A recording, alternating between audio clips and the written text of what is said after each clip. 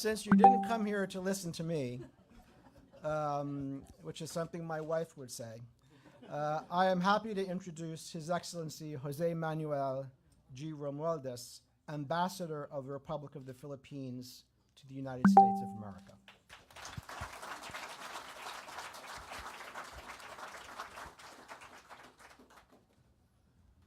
Well, thank you, Mr. Quigley.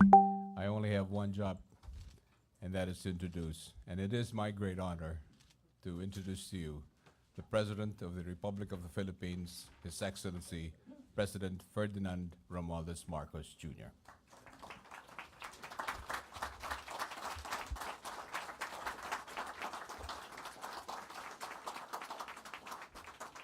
Thank you very much to our ambassador for performing his single job remarkably well. The Finance Secretary, who is leading the economic team of the Philippines as we go into this new era of the new global economy. Finance Secretary Ben Jokno and the other members of the cabinet who you will be meeting later on. The House Speaker, the Speaker of our House of Representatives, Speaker Ferdinand Martin Romualdez. The similarities in our name are entirely coincidental, by the way.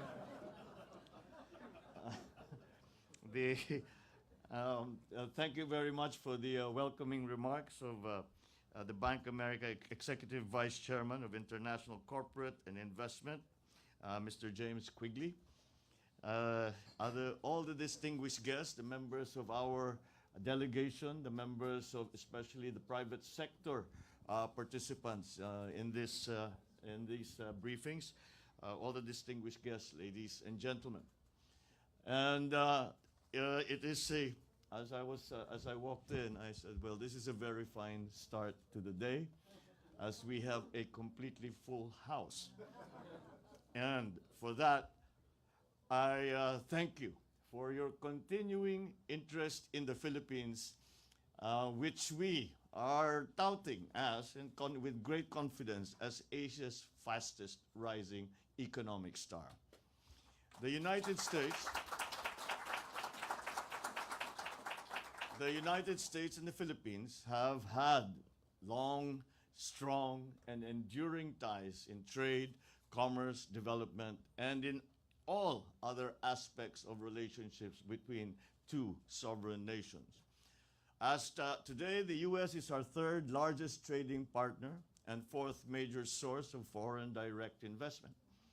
As we slowly rebuild the Philippine economy for rapid growth, we have created an even wider space for mutually beneficial investments. The Philippines is a reliable host for international partnerships.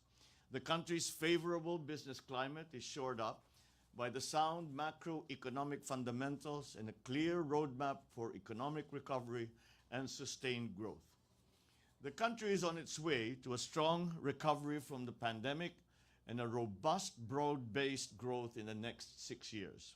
In fact, our projected economic performance in the medium term is expected to surpass our regional neighbors.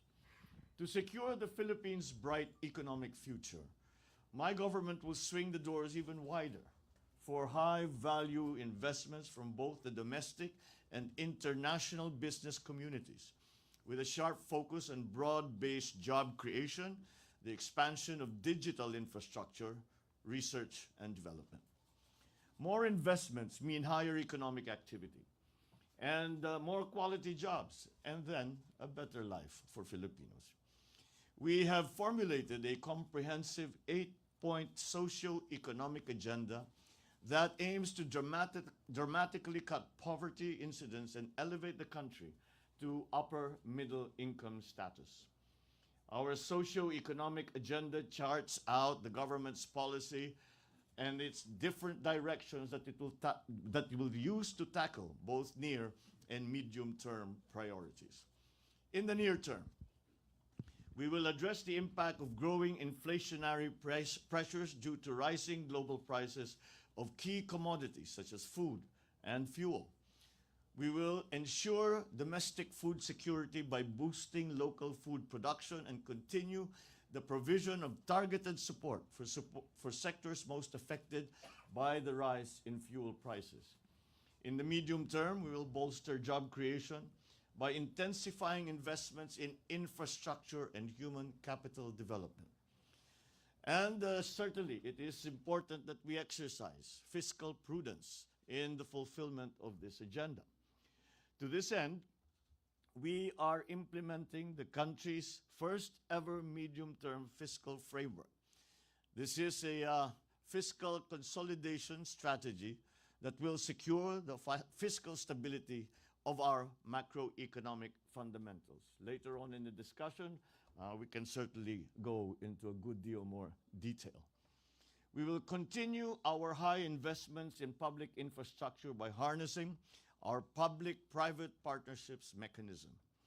We will improve the interconnectivity of our transport networks by fast-tracking the development and enhancement of our railway systems, our airports, seaports, and road infrastructure. We will focus on agriculture as a strong driver for growth. An efficient and modern agriculture sector will ensure food security for all and reduce poverty incidence. We will also reinvigorate the tourism sector by investing in travel infrastructure and the promotion of the Filipino brand, with the Department of Tourism leading our efforts to revitalize both domestic and foreign tourism. We will ensure the safe reopening of tourist destinations and develop the Philippines' yet-to-be-discovered attractions. And therefore, we invite strategic investors from the United States to take part in this Philippines' economic resurgence. Key structural reforms have been set into place to allow for wider participation in our industries. With the Corporate Recovery and Tax Incentives for Enterprises Act, or what we refer to as CREATE, and the economic liberalization measures, we have expanded the space for foreign investments in previously protected sectors, especially those that employ advanced technologies and research and development activities. The panel discussions led by the economic team today will provide you with a fuller and more detailed view of this roadmap for the Philippine economy in the next few years. It is our belief that the Philippines is the smart investment choice, and the best time to do business with us is now. We have grand opportunities, the timing, the window of opportunities for investment, and especially in capital-intensive investments in the Philippines, which is what we need now. We believe that time is now. Thank you very much for your continuing interest, and thank you very much for joining us at this briefing, and I'm sure that it will be useful for both the side, from the Philippine side, both in the government side and in the private sector side, and for our potential U.S. investors. I look forward to seeing you all as we open your businesses back in the Philippines. Thank you and good morning.